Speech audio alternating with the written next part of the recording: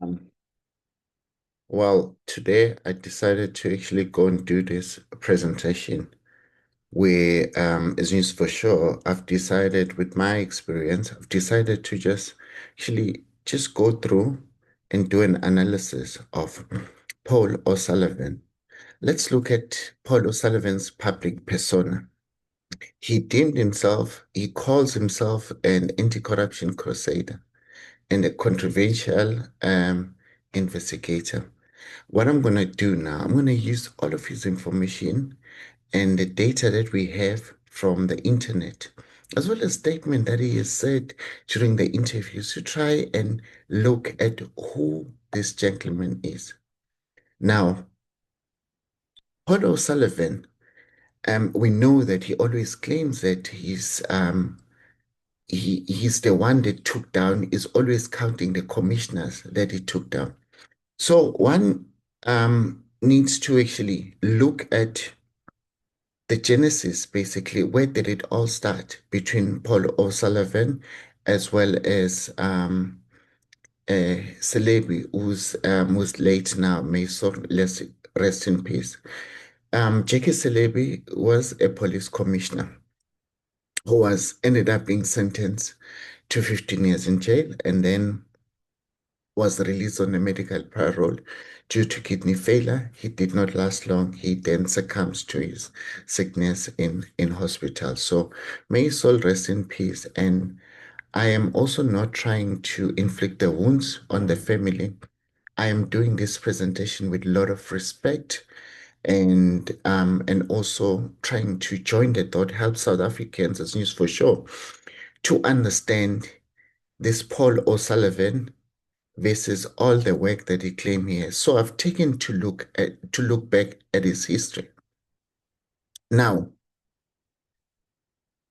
we need to understand a few things that currently we have a lot of people going on YouTube either showing claims about Paul O'Sullivan's wrong deed compared to the full, 15 years that we've enjoyed of him being glorified by South African media. Now we could see like a lot of gossipers are actually coming out there releasing them secret.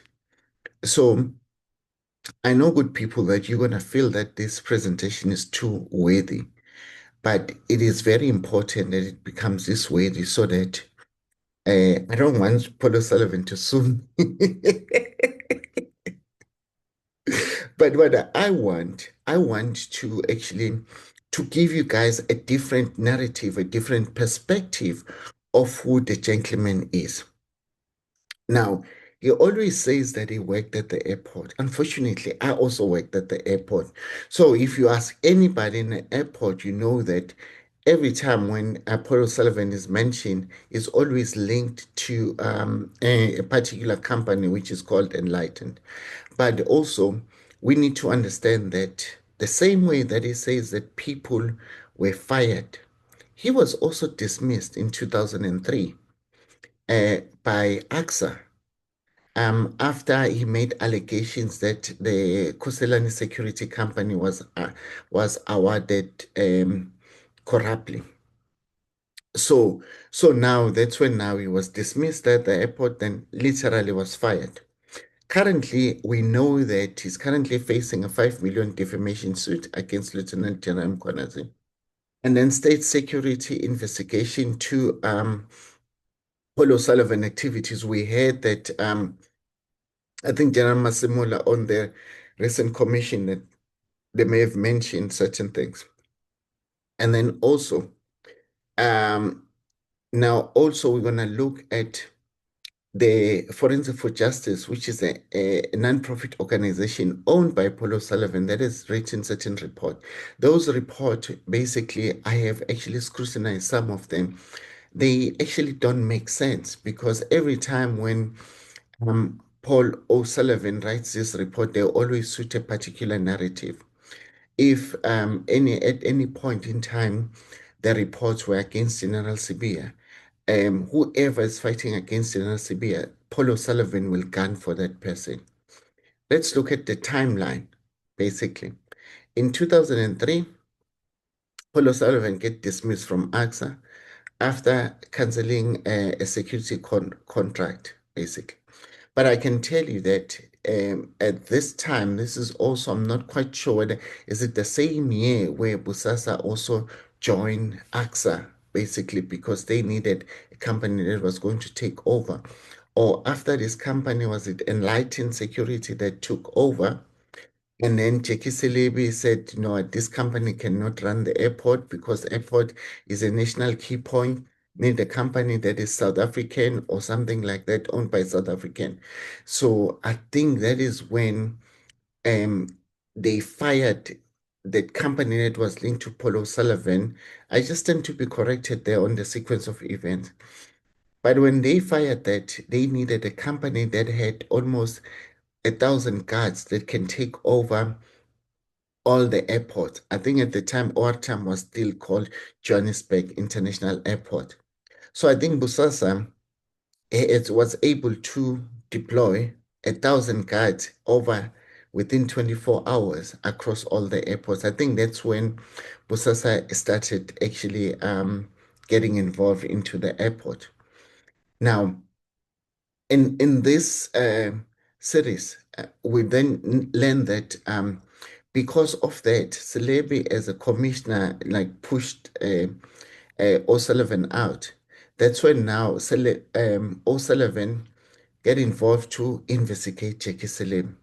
Now it was very easy to investigate Jackie Celebi because he was just an open book.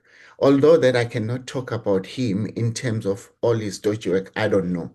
But with the little that I know is that at some point, even during his case, that crime intelligence actually asked him to bring them closer because they were investigating a person who's Glenn Acleotti, who happens to be his friend at the time. But I'll talk about him a little bit later.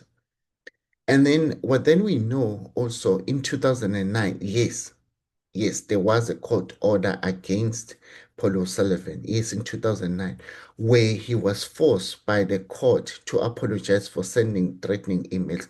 I will deal with those things. So now, you see, the same way that he's harassing people, he is also being told that his email, we know that Adol Trolley also complained about a harsh attitude, tone of emails that Paul O'Sullivan used. So he's been warned with this thing.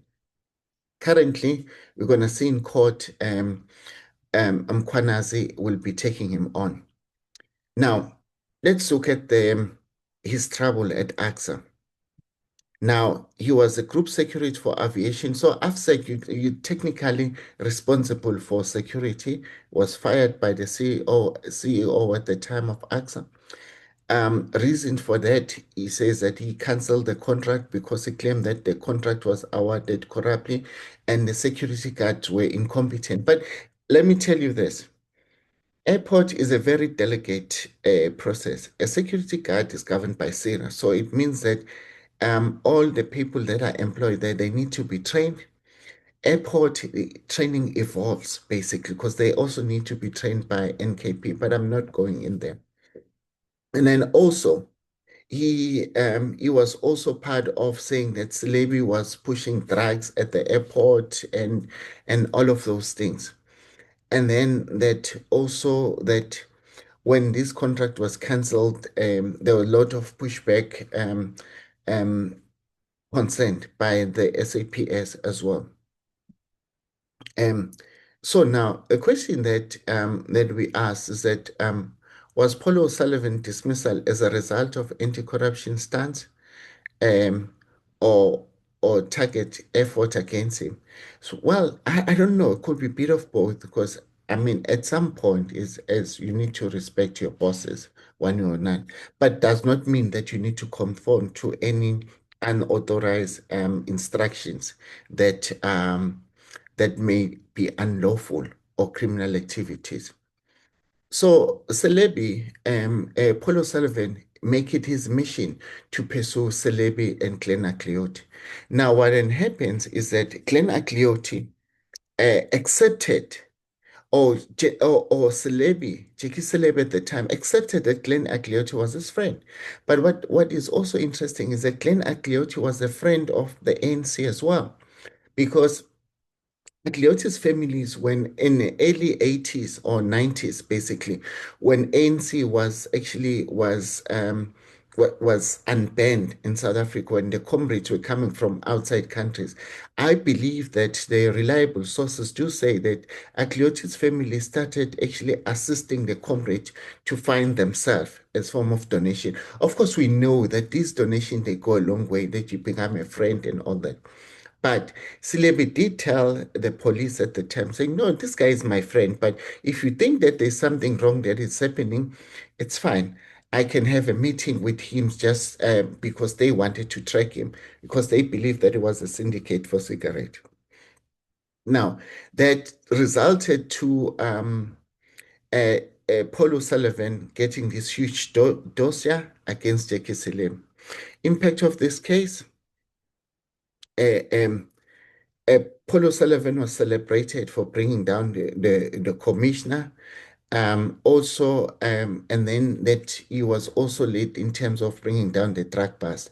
But then you see, this for us who actually worked at the airport, it's just that at some point that we were limited in terms of what we can talk about. So, in terms of bringing down the drug bust, I'm not sure about that because you later see the involvement of Krecher and how Paul O'Sullivan also went against Krecher because Paul O'Sullivan has this dossier about international drug mafias, basically, which is very hard for you to get your hands on there. Unless if you've got credible sources across international countries, where you've seen that his accolade has been recognized by Australian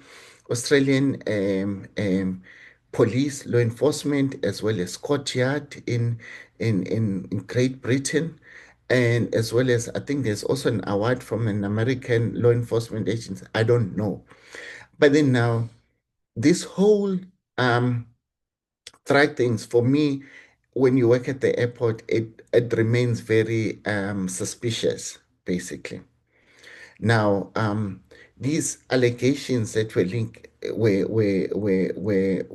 against Jackie Celebi, that is whining and dining with mafias, like you know, his friendship with Glenn Agliotti, and then that he also was protecting this accused contract of the security contract within AXA. He defended that people, and then also he also claimed that he was investigated. But then now we know that during the time when Paul O'Sullivan was there, there were there was heist at I think 2001 and somewhere in 2001, 2002, but there was also a heist that involves diamonds, basically. So I'm not sure which year that when he was there, as well as also we know the heist in 2017 where foreign currency that were taken. So already is airport had a lot of issues with when it comes to security. But then also this must be said, this was well organized crime basically that took place here. Um, Now I've mentioned to you that also Paul was interdicted, basically was forced to make an apology. So there's a legal case in 2011 where a court granted an interdict against emails after he sent threatening emails to, yes, Ronavon Krecher's lawyer, Pierre du Plessis. So in this letter, the court settlement was reached, where it was legally compelled to issue a formal apology to Du Plessis as well as his family, and then it was given a restraining order that he must never say anything about Du Plessis' family, which is Ronovan's lawyer. Legal findings that the court has determined that indeed Paul O'Sullivan as communication was reasonably interpreted as a threat. So now, Athol Trollip, you see, he's got a right to feel that WhatsApp communication that they were threatening. So Paul O'Sullivan has a history of sending threatening messages. His public persona.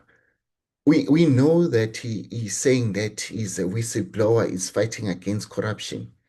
He has established his Justice for Forensic for Justice, which then deals with cracking down corruption. Now, his main focus was all the public figures. But then now, when you look at these court findings, it actually shows that, you know what, there's a huge contrast basically between what he's saying that he's fighting corruption, but then also his aggressiveness in terms of how we deal with this, with the ways that he's dealing with his own investigation. But then also, we also see that every time when a person like NPA was prosecuting General Sibi and General Dramat. Paul O'Sullivan took it upon himself to call George Baloyi a shameful, a corrupt prosecutor, and nothing happens to Paul O'Sullivan. So currently, what we know that he's currently facing a legal battle.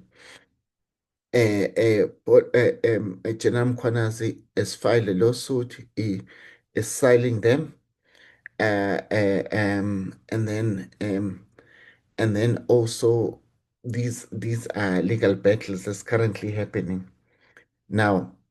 Now, Mkhwanazi feels that you know what, Paul O'Sullivan needs to bring the proof on his allegations that he's saying about him. Now, also, um, Paul Paul O'Sullivan is also being known as you know what, as being all over the place. So now, this is what now Jerome Partners is also accusing Paul O'Sullivan, basically. He's saying that he's involved, just he's all over the place, guys. I mean, it's it is painting a picture that for some odd reason, Paul O'Sullivan is created to be this person who's untouchable, basically. Now, in the public, he is hailed as the person that is a whistleblower. He has brought down commissioners. He keeps on counting them, Lulis and everybody. But then there's also controversies that threatening email, this defamation suit, and then also in that issue that you know what is is involved in a lot of state security issues. When we try to join the dots, is that we will see that this story reveals how anti-corruption crusader has become embroiled in legal troubles and controversy. His dual narrative shows the complex relationship between the public perception as well as the private conduct.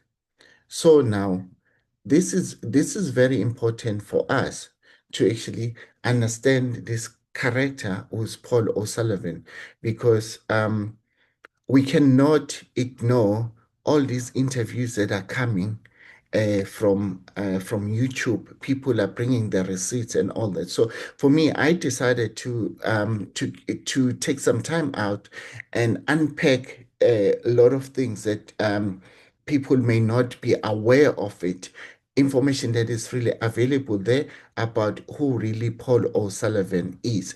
But this is just a tip of an iceberg about him. I would like to thank you guys for listening, and I'll see you on the next recording. I thank you.